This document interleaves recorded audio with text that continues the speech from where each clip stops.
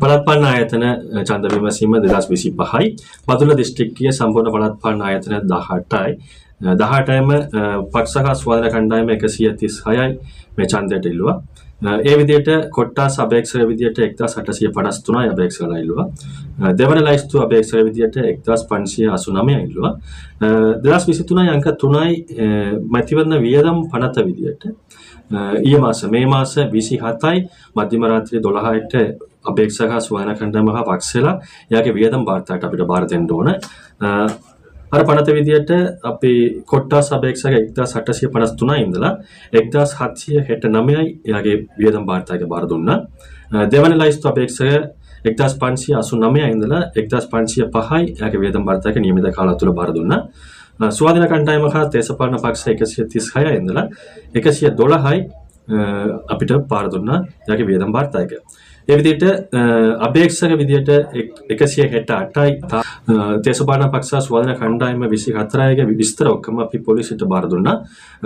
නියමිත මේ පනත විදිහට පොලිස් එයාගේ සම්බන්ධ නඩු කටයුතු කරන්න ඕනේ. ඒ වැඩසටහන පොලිස්ලා ඊට පස්සේ ඒක වැඩ කරනවා.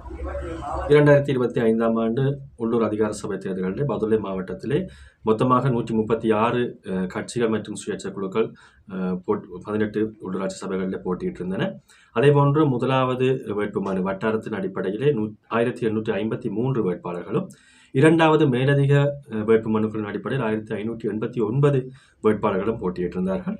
2023ஆம் ஆண்டின் 3ஆம் இலக்க தேர்தல் செலவினத்தை ஒழுங்குபடுத்தல் சட்டத்தின் அடிப்படையிலே கடந்த மே மாதம் 27ஆம் தேதி நள்ளிரவு 12 மணியோடு குறித்த கால எல்லை நிறைவடைந்திருந்தது. தங்களுடைய செலவினங்களை அறிவிப்பதற்கான கால எல்லை நிறைவடைந்திருந்தது. குறித்த கால எல்லை அடிப்படையிலே வட்டார அடிப்படையிலே 1769 வேட்பாளர்களும், மேலதிக வேட்புமனு அடிப்படையில் 1505 வேட்பாளர்களும் தங்களுடைய தேர்தல் செலவுகளை எமக்கு அளித்திருந்தார்கள்.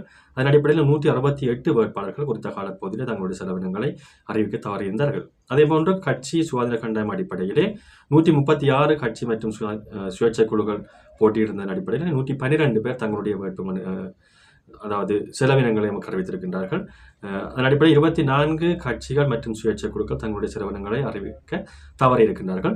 குறித்த விவரங்கள் நாங்கள் குறித்த சட்டத்தின் அடிப்படையில் போலீசாரிடம் கையெழுத்திருக்கின்றோம்.